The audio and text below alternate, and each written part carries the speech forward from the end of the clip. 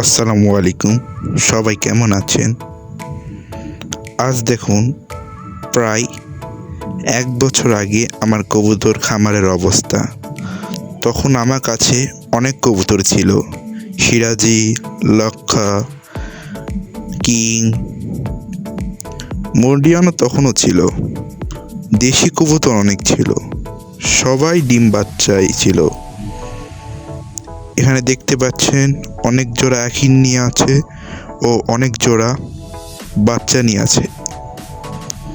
এই দেখেন, এই জোড়াটা অনেকগুলো বাচ্চা নিয়ে আছে।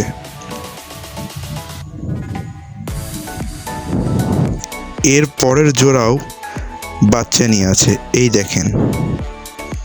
তখন আমার কাছে অনেক কবুতর ছিল। দিনের পালাক্রমায় আমার আস্তে আস্তে সব কবুতর কমতে থাকে। আমার কাছে 2 জোড়া সিরাজি ছিল, ঘুঘুর জোড়া ছিল, আরও অনেক জোড়া ছিল।